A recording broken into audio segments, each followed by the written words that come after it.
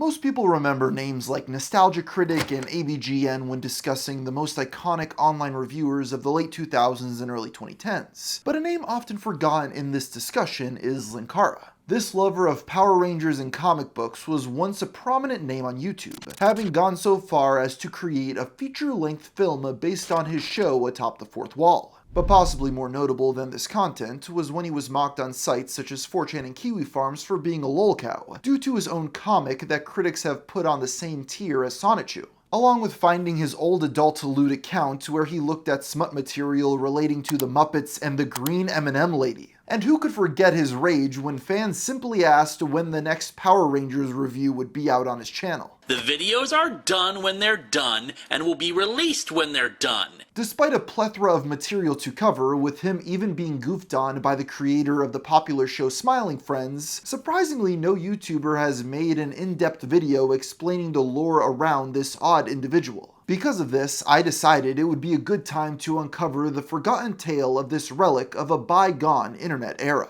Louis Lovehog was born on August 19th, 1987 in Minnesota. There isn't a lot of public information about his childhood other than he grew up in the Christian faith. And with that, it seems like he lived a fairly ordinary life. Like many young men, Louis enjoyed his fair share of fiction and fantasy, and one of his favorite hobbies was reading superhero comics. But he didn't just want to experience other people's work, he wanted to create his own. In high school, Louis began publishing a series of fantasy novels titled Angel Armor. These stories followed a Christian high schooler named Louis, who battles the forces of darkness under the name Linkara. Now, from that description, you may have noticed a few similarities between the author and his fictional protagonist, albeit Angel Armor's Louis spells his name differently. This sort of self-insert style of storytelling is something that would only become more prominent in Lovehog's work as time went on. Louis concluded the Angel Armor series after the fourth novel in 2006, but this was far from the end of his artistic pursuits, and after graduating high school he quickly began the project that ultimately became much more well-known, his ongoing superhero comic, The Lightbringer. The story follows Carter Granholm, a man living in Faro City. This was a town in Minnesota, a lawless hellscape run by gangs known as the Slavers. Even though Carter was born with the power to manipulate light, the lessons of pacifism taught to him by his parents, who were murdered when he was a child, prevent him from using his abilities to protect people. He eventually realizes he must stand up and fight, taking on the identity of the Lightbringer. This comic gives us our first real look at Louis as a person rather than just what can be gleaned from reading his work. You see, underneath nearly every page of The Lightbringer was a brief snippet of commentary written by the author, giving insight into his creative process. For example, Carter Granholm is the owner of a furniture store, inspired by Lovehog's real occupation at the time. Even though the main character's name had changed, the similarities of his job, home state, and physical appearance made it clear that art would continue to imitate life. The first thing most of you probably noticed about The Lightbringer is the art style. Countless people have chimed in with their opinions on it over the years, so I think it would be best to allow Louis's own words to describe it. This was my first comic I ever drew. My artistic talents are so clearly laid out, they're utter craptitude. Interestingly, even though he handled most of the responsibilities, Louis is not the only credited artist on the series. The names Ted Sage and Fran Goulard also appear in the credits of multiple issues. Trying to research them, I found it interesting that neither of these men seem to have any online presence. That is, until we stumbled upon the Lightbringer FAQ page, where we discovered they were both just pseudonyms used by Lovehog. Lightbringer was a one-man operation for a majority of its run, although actual collaborators were brought in toward the end. While one person self-publishing their own comic book is undeniably a difficult task, the limitations of such a production are plain to see, not just in the art, but also in the multiple grammatical and spelling errors found within. For example, one of the earliest antagonists of the series is a slaver by the name of Serpent, spelled with an A rather than the second E. This could have been explained away as a deliberate choice made by the character, but Lewis admitted that it was purely because he didn't know how to spell the word. The more amateurish aspects of Lightbringer might not have been quite so noticeable if it hadn't been for the incredibly dark subject matter. Within the first issue, Carter is shown running away in fear when he witnesses a woman being possibly sexually assaulted in an alleyway. "Help! Someone help me! Shut your bleepin' mouth! Please, I need help!" I ran as quickly as I could after I saw it. I was almost hyperventilating as I tried to push the screams for help from my mind. As previously mentioned, the Slavers, aka the main villains of the first story arc who essentially control the city, are explicitly stated to be human traffickers. At the beginning, they're so confident that they won't be prosecuted for their crimes that they walk around in public with women chained up on leashes. Lewis gave his reasoning for this decision in the commentary. The majority of comic books don't cover the subject matter of human slavery, whether it's in the form of cheap labor, forced prostitution, or religious oppression, or other forms of tyranny that involve treating people as possessions or forcing people to adhere to something they don't believe in. Yes, Mr. Lovehog was young and out to prove himself as a writer, daring to tackle subjects that mainstream superhero stories wouldn't touch. A lot of his own philosophy is weaved into the pages of the Lightbringer. For instance, Carter Gramholm was raised by his parents to be a pacifist, and much of his early character development revolved around overcoming his hang-ups and using his powers to fight for what's right. The face in the mirror has no comfort to offer me. All I see is the man who could have done something but did nothing. Is this the face of a coward? The true face that I try to hide behind a face of detached angst? Mom, Dad, I'm sorry, but you were wrong. Completely and utterly wrong. One cannot stop evil with pacifism. Evil doesn't feed on violence. It feeds on indifference. In addition, the comic's first story arc revolved around bringing down the slavers. Since the gang practically owns the city, their leader argues that bringing them down will destroy the local economy and that what he does is a necessary evil. Unsurprisingly, Lovehog disagreed with this philosophy as well. "You're insane. You call what you're doing a good thing?" Of course I don't. That's because good and evil are meaningless when it comes to real life. I had an epiphany when I started the Slavers. Human beings have always existed in one of two states: master or slave. Whether it comes to their emotions, their job, their devotion to others, it doesn't matter. As such, the true moral purpose of the Slavers is to use that relationship to make the world better. The Slavers aren't your enemy, Lightbringer. We're doing exactly the same thing you're trying to do. Pharaoh City doesn't survive in spite of us. It survives because of us. We're the good guys, not you and your subjective little ethics about the big bad guys who like their women chained. When it came to the adult themes found in the Lightbringer, that expanded to sexual concepts as well. Early on in the comic, Lewis stated a desire to highlight strong female characters. However, the actual contents of the story don't always reflect this. For example, one issue involves the wife of one of Carter's employees being blackmailed by a man into sex because she hid his car. This affair concludes after Lightbringer explains to her that the contract could not possibly be legally binding, something she apparently needed to be spelled out by a man. "This thing we're doing, it's ending right here, right now. Do I need to remind you we signed a contract? Your body to do with any way I please so I don't sue you for the damage to my car." Yeah, funny thing about that. According to contract law, coercion and blackmail make them null and void. "Then I'll tell your husband about our midnight escapades." Too late, he already knows. Hate to break it to you, stud, but your performance didn't exactly rock my world. The series also includes cameos from other webcomics, including a character from the NSFW title called Treading Ground. But by far the most concerning of Lightbringer's more risque elements came in the form of Hannah Mentz, a young woman with super strength who works at Carter's furniture store and eventually discovers his secret identity. For the majority of the comic's run, she acted as a voice in Lightbringer's ear, staying behind and talking to him over the phone while he went on missions. It wasn't until issue 13 out of 15 that she finally put on a costume and went out fighting crime, despite the fact that she had superpowers from the moment she first appeared. If Lewis wanted to highlight strong female characters, this seemed like an odd way of going about it.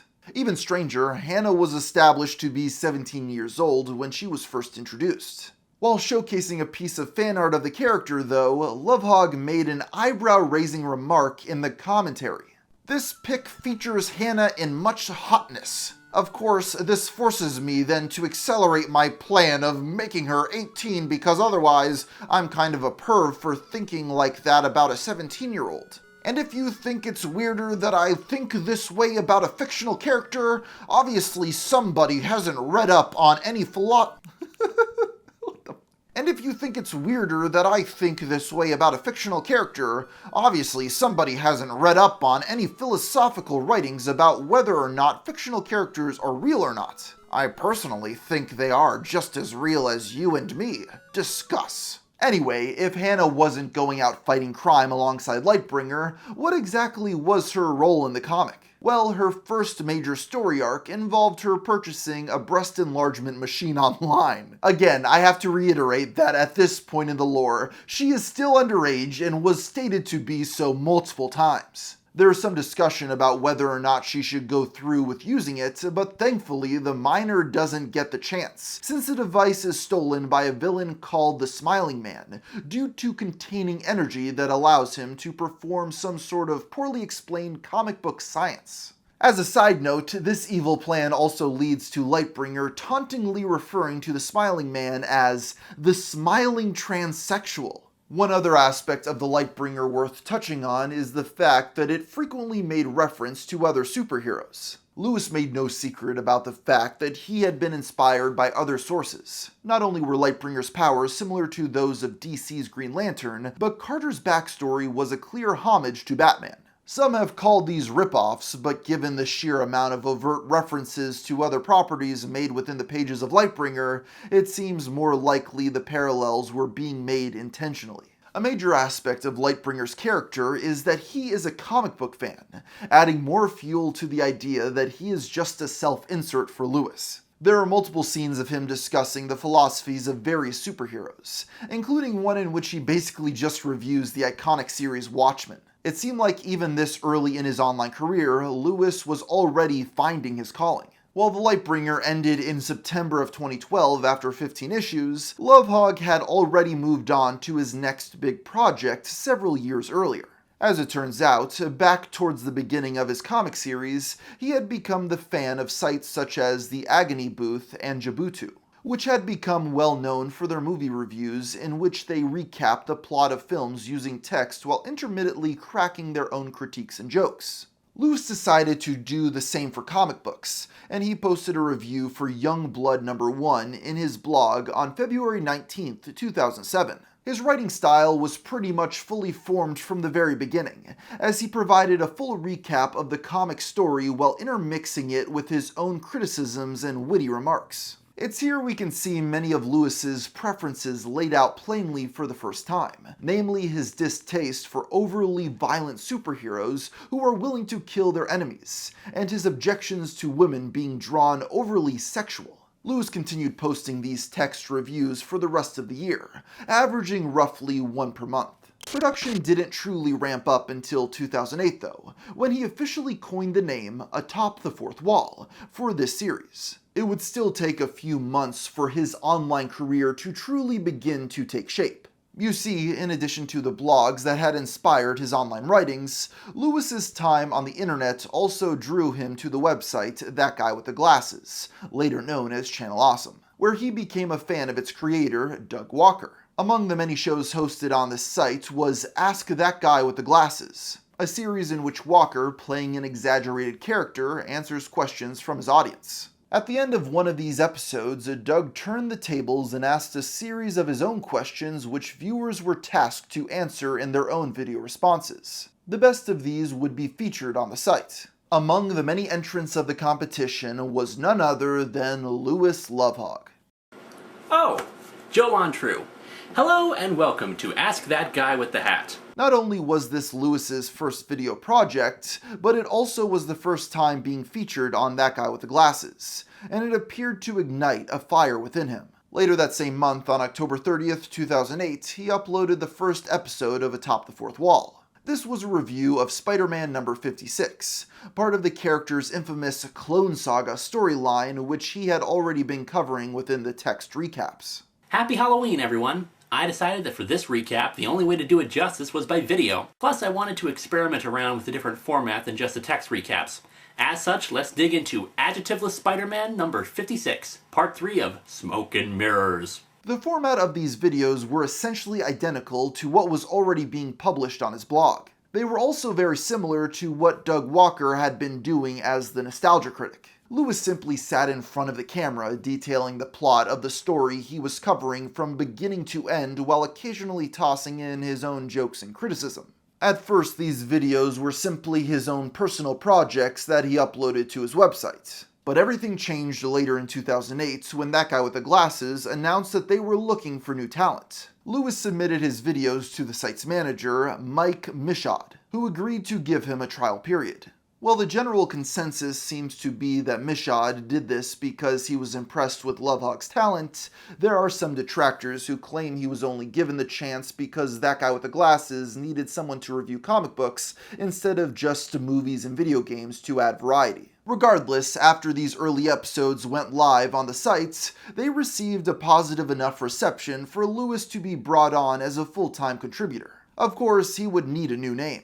Every Channel Awesome reviewer did have a pseudonym that they went by, and Lewis knew there was only one suitable option. Going back to the very beginning, he pulled a moniker from the Angel Armor novels he wrote as a teenager. Thus began the reign of Linkara. Most of what was featured in the Atop the Fourth Wall video series was what his audience had already come to expect from reading his blog. However, there were certain things he would criticize in the comics he read that may have been confusing to those who had been following Lewis's content since Lightbringer. Despite some of the overt sexual content featured in his own work, he seemed to get incredibly angry when it showed up in other books. Perhaps it'd be best if you didn't encourage a society preoccupied with sex by making a character naked for the simple purpose of having TNA in the comic. You're not being ironic, you're being stupid. It's clear the creators would have been more than happy just having naked women here doing this, so if they wanted to make a porno comic, why the hell didn't they just make a freaking porno comic? For reference, the comic he is reviewing in that second clip is titled Cinnamon, a series which proudly flaunts its goal of titillating the reader. So Linkara is getting angry at a comic book that is advertised as being sexually explicit for the crime of being sexually explicit. You might recall that, within the pages of the Lightbringer, Lewis interjected occasional comic book reviews into the ongoing narrative. Well, now that he was a show primarily focused on comic book reviews, he decided to start interjecting an occasional ongoing narrative into this new creative outlet. This started small at first, as he revealed details about his character such as his magic gun. You have to explain it! Explain it? It's magic. I don't have to explain it. Modern-day viewers may not even remember an era when online media critics all had their own unique weapons, and partook in storylines in which they had to do battle against whatever it was they were reviewing that week. I assure you, it was a very common trope, and Linkara was at the forefront of it. That said, he still tended to take his show's internal lore far more seriously than his contemporaries. This clip I'll now show from a later crossover he did with the Nostalgia Critic explains it quite well. I don't do skits in my show. Sure you do. They're at the end of your videos all the time. You fight robots with Power Rangers crap. Dude, those aren't skits. That actually happens to me. What? I am regularly attacked by mad scientists, my own doppelgangers, and monster gods from other dimensions. I live in fear that my next review will be my last because forces far more evil and far more powerful than I am have a personal grudge against me. He even incorporated other Channel Awesome contributors into his plots. For example, one of the first major recurring antagonists of Atop the Fourth Wall was Dr. Insano, a character who originated from the videos of Noah Antweiler, aka Spoonie. Dr. Dr. Insano. I should have known you'd be the one behind this. Becoming President of the United States could never be enough for you! Of course! And now, using the most powerful robot ever constructed, I will crush your pathetic armies and rule the world! Eventually, Dr. Insano was joined by a different but mostly identical character played by Lewis himself named Dr. Linkara. The vast majority of Atop the Fourth Wall's characters were portrayed by Lovehog wearing different costumes, and many of them take heavy inspiration from other sources. His robot companion, Pollo, bears a striking resemblance to Tom Servo from Mystery Science Theater 3000, a show which Lewis has made no secret about his love for. While this isn't necessarily a bad thing, it does play into the criticism some have had of his work that it is highly derivative, dating all the way back to the days of the Lightbringer. In his episode reviewing the comic Secret Defenders No. 10, Lovehog debuted the new theme song for Atop the Fourth Wall, written and performed by musician Vincent E.L. A version of this song is still used as the intro of his show to this very day, although the lyrics have been changed so to no longer call out specific comic book creators by name.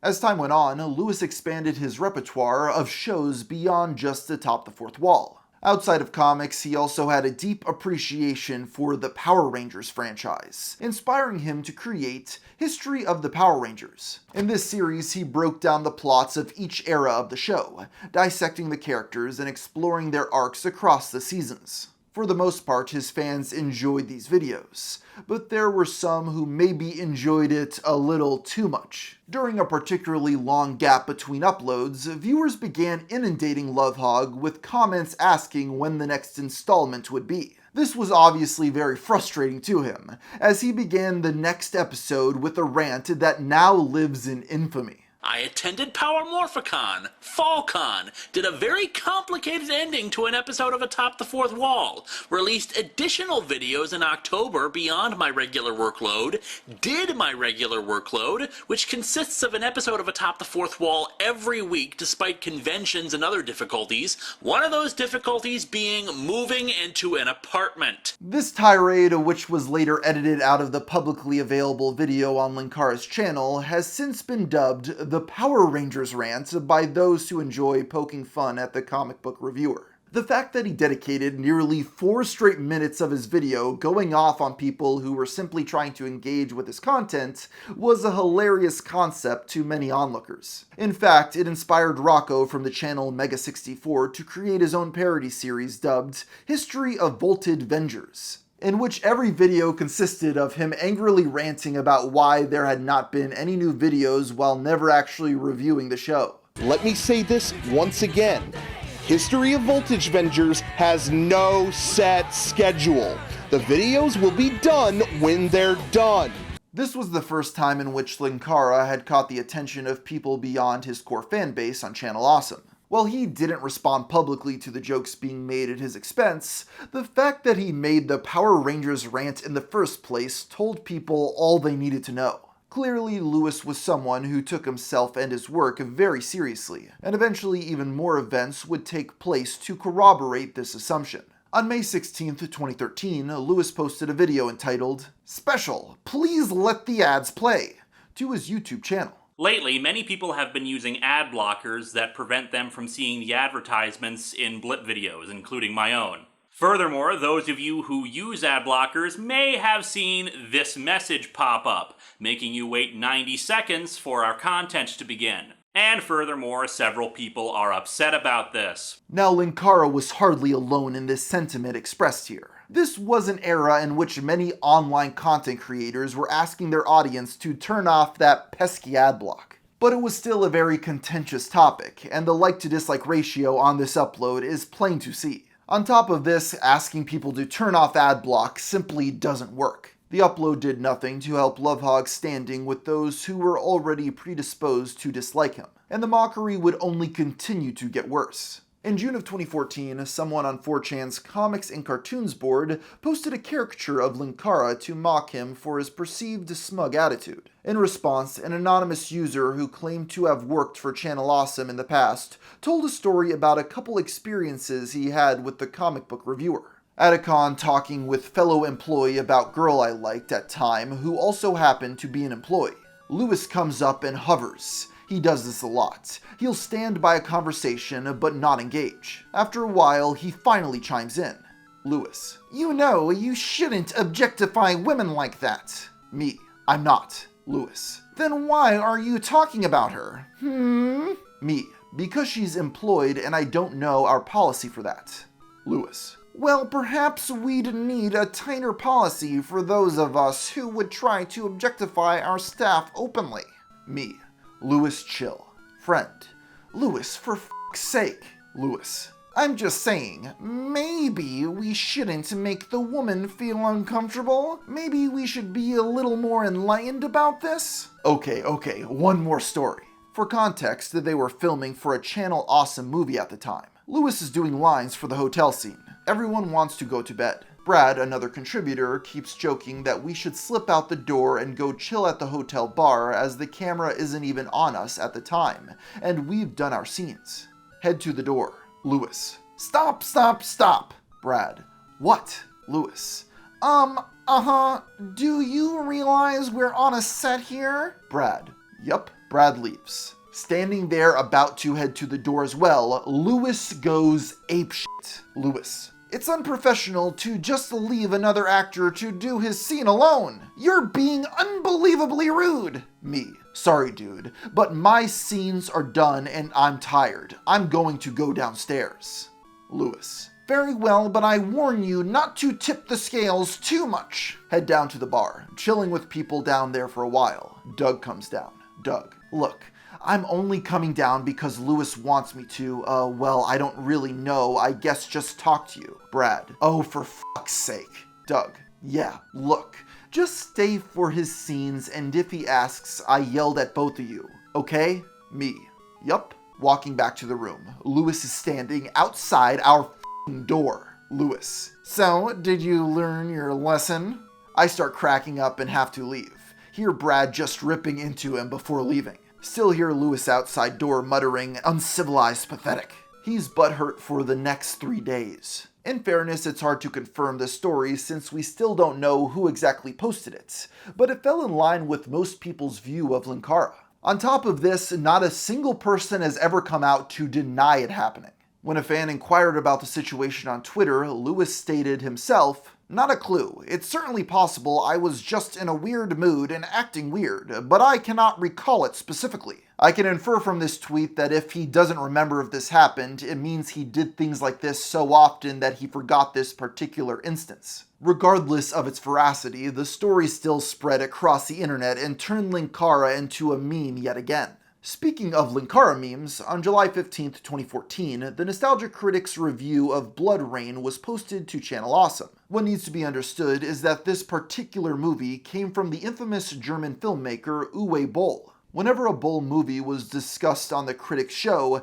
it was considered tradition for him to be joined by Linkara and Spoonie. Thus, the video began with a skit of the reviewers dramatically rushing to the Nostalgia Critic's aid. Even if you've never seen this video before, you've probably seen the clip of Lewis running at super speed directly at the camera with a determined expression on his face. Let's face it, even if you have no idea who he is, you've probably seen it. It's taken on a life of its own as a GIF that pops up frequently on social media. This is one of the few memes about him that Linkara actually seems to be okay with, although he admits it used to bother him quite a bit. Up to this point, the jokes made at the expense of Lewis Lovehog have been relatively light jabs, but these all pale in comparison to the information that would soon come to light. First though, a little history is required. Back in 2010, a new character named Iron Liz began appearing on Atop the Fourth Wall, played by Lewis's friend Elizabeth Skochill. She quickly became a core member of the show's cast,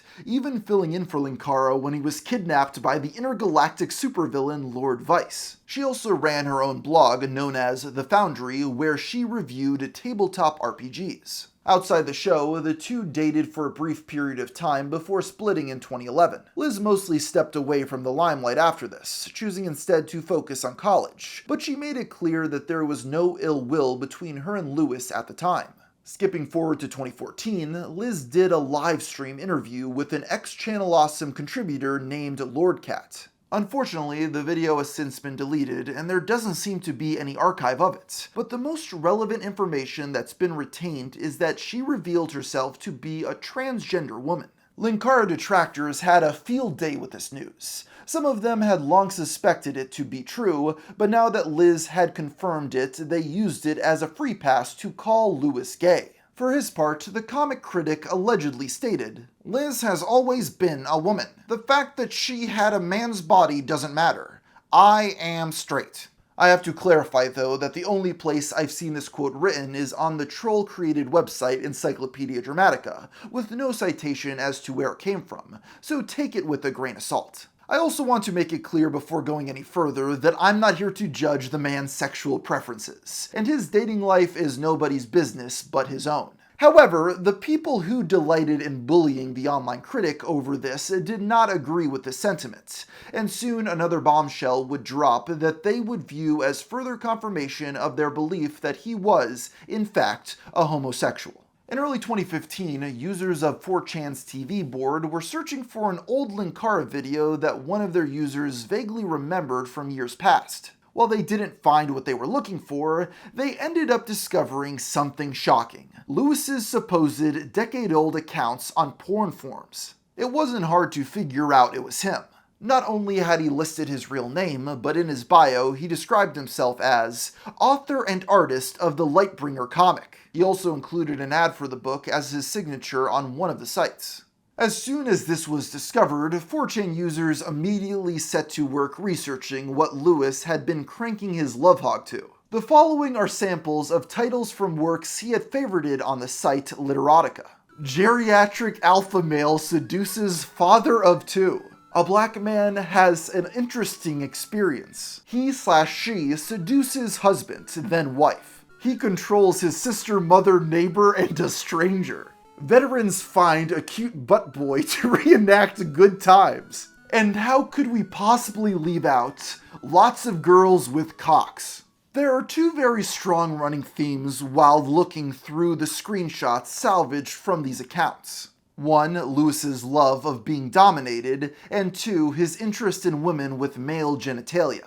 Even so, there are still multiple instances on these forums of Linkara proclaiming that he is not gay. In fact, despite the fact that he declared himself to be in favor of gay marriage, he still expressed his belief that homosexuality was a choice. Some would argue that, if that was indeed the case, it was a choice Lewis himself made, since there was also examples of him writing homoerotic fiction. Now, these are just the things that were properly archived at the time, but if you choose to believe the rumors, they are just the tip of the iceberg. It's been claimed by other people that some of the other topics that are now deleted present in these writings were about corpses, Muppets, and green M&Ms. Again, though, I have been unable to find any definitive evidence to corroborate this, since even the site created to archive all of the TV board's discoveries has vanished from the internet. That being said, I would be remiss if I didn't mention that Doug Walker himself included two jokes similar to this very thing within a single Nostalgia Critic video,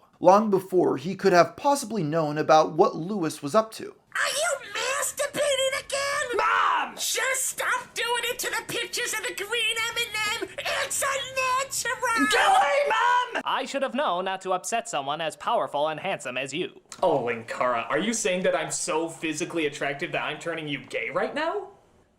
Yes. Yes, I am. For his part, Lewis has only addressed this subject briefly. When the discovery was first made, he frantically went through his old posts and deleted as much as he could before screenshots were taken. The only thing he actually had to say on the matter was a reply to someone on Twitter asking about it. Actually, you know what? It. Old porn sites. There, done. Move on with our lives. This post was soon deleted, but detractors treated it as confirmation of every single rumor that was flying around. While this is essentially where the story ends, it's still one of the most frequent things cited when people want to make fun of Linkara. Even people who don't want to mock others based on their sexual fantasies have to admit that it's odd how frequently Lewis has criticized the works of other people for including the slightest hints of sexuality while he was hiding something as hardcore as this in his past. This seems like a good spot for a palate cleanser, so let's take a look at some more Linkara lore. We've briefly discussed a couple of the recurring villains on Atop the Fourth Wall, but we have yet to mention the comic book reviewer's ultimate enemy, Linkara. Wait a minute. You're not Linkara. Oh, but I am Linkara. More or less.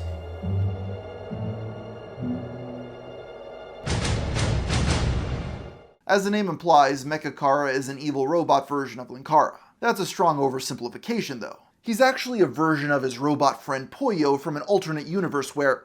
Actually, I'll let him explain it. Where the hell did you come from, anyway? You'll recall that nearly a year ago, your Dr. Insano experimented with Hypertime when he unleashed a comet called Warrior. His experiments brought my universe into contact with yours. Let me guess, robot apocalypse. Oh yes, artificial intelligence brought about a race of machines that were enslaved by man. So, the Matrix then. Linkara went on to become the most enduring villain of Atop the Fourth Wall. He got so big, in fact, that he even appeared outside of the show. In case you're unaware, back in the day, Channel Awesome used to have a tradition of making films featuring the site's entire cast of contributors, or at least as many that they could squeeze in. For their final movie, 2012's To Boldly Flee, Linkara was used as one of the main antagonists.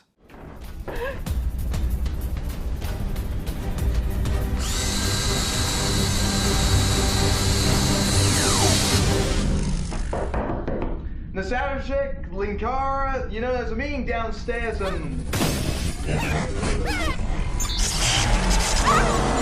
I'm gonna give you 2 a month. That particular clip caused a bit of controversy behind the scenes. As it was later discovered, in the original script Doug Walker had written, the joke being made was far more explicit. Film brain. Nostalgia chick? Linkara? There's a meeting downstairs. Loud, suggestive thuds beating through the walls. Power drill noises and squeaks ensue, punctuated by chick squeals and moans. Chick off screen. No. Oh. Ugh. Oh. No. Don't put it there. Ugh. Linkara off screen. Do not resist. Submit. Submit. An embarrassed shock overcomes Filmbrain's face. Filmbrain, I'll just give you 2 a moment. He walked away with a shocked face. Chick off screen. Oh my god, you're hard as metal. Given what was implied with this dialogue, none of the actors felt comfortable performing the scene as written. The script was changed after some debate, but it's arguable how much tamer the joke in the final movie actually is compared to the original draft. These behind-the-scenes stories didn't become public until several years later, but we'll discuss that in a bit. After To Boldly Flee, it seemed as though the era of massive crossover films featuring all of the internet's favorite critics was at an end. But Linkara decided he wasn't finished just yet. In 2014, he created an Indiegogo campaign for Atop the Fourth Wall, the movie. This was intended not just as a feature-length addition to the lore of his own show, but also a continuation of the story from the other Channel Awesome films. While he initially asked for $40,000, he ended up raising nearly $64,000 by the conclusion of the campaign. The movie, which released the following year, is about Linkara becoming disillusioned with his life reviewing bad comics while dealing with trauma of constantly battling evil deities. Meanwhile, the government tasks him and his friends with rescuing a group of stranded astronauts by using his spaceship, Comicron 1. I know I hadn't mentioned the fact that Linkara had a spaceship previously, but at this point are you really surprised? For the other Channel Awesome films, even though they did occasionally tackle serious topics, their primarily objective was to be comedies. Lewis's movie took the opposite approach. There were jokes, but it was clear he wanted to tell a serious sci-fi story and have his characters go on mature emotional journeys. We almost really died, and I'm not okay with that. No one is. Not really, anyway. No one truly wants to die. I think that people just want their pain or their fear or whatever it is to just stop. Even the 90s Kid, a character created purely as a joke about Lewis's hatred of the comics from that decade, got a heartfelt, emotional moment. But it just makes it seem like there's no depth to you. You feel like a one-off joke. And if there is more to you, then why don't you show it? Why should I? What do you mean? There's no point acting like everybody else. It wouldn't be me. I have a lot more fun this way. Sure, it can be a bit annoying, but you'll notice that Linkara keeps me around regardless. It's because him and Harvey and everyone else, they're my family. It soon revealed that the true mastermind behind the astronaut's disappearance was Linkara. The conflict ends with a true epic fight to the finish, complete with a rare Linkara F-bomb. I shall paint these walls with your bond! Yeah, fuck you too.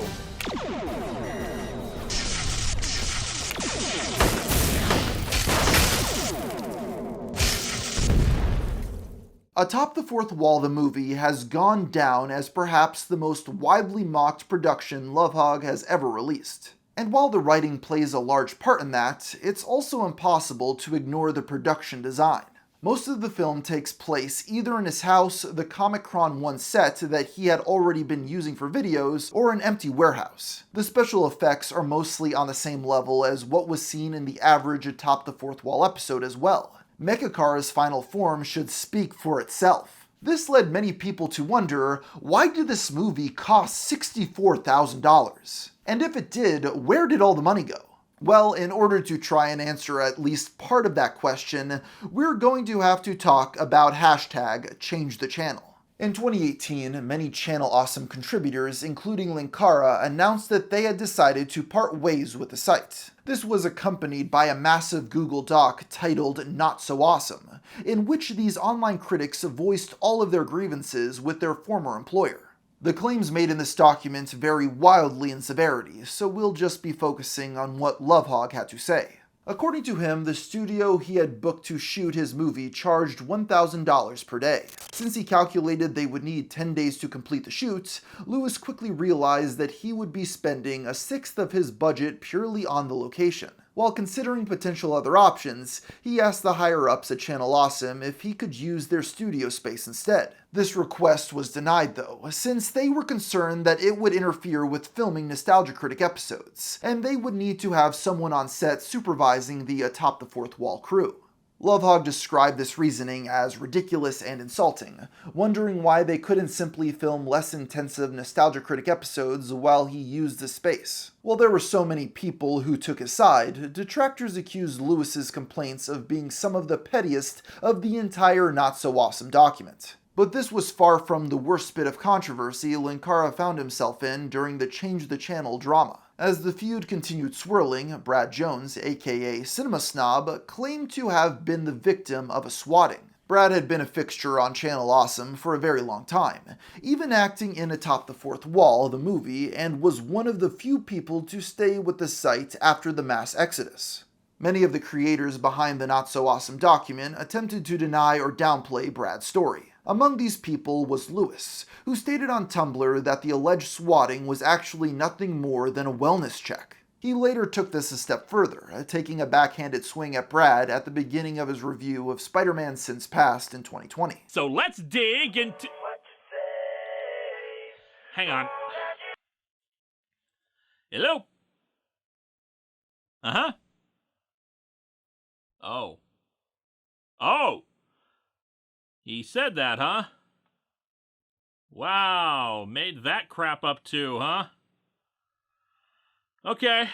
Yeah, screw him. In a lot of ways, the Change the Channel movement brought renewed attention to many of these internet personalities, whose time in the spotlight had long since faded. And this would inevitably lead to more ridicule. Enter the comedy gaming channel Oni Plays.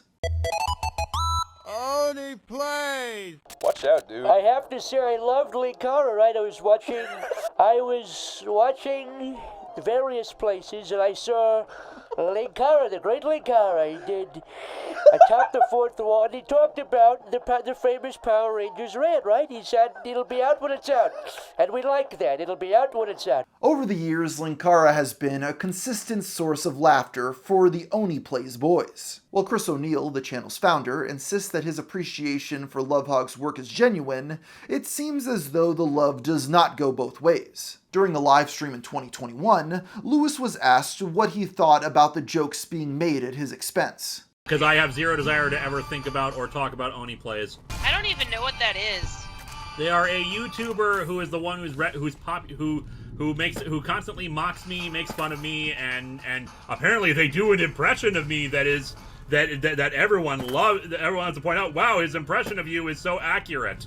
What is so implausible about a bad credit card? This only led to further derision from the Only Plays fanbase, who accused Lewis of being unable to laugh at himself, and taking these lighthearted jabs far too seriously. Something worth noting is that another one of O'Neill's favorite internet figures to make jokes about is the Nostalgia Critic. Write a Nostalgia Critic episode. Where he reviews what?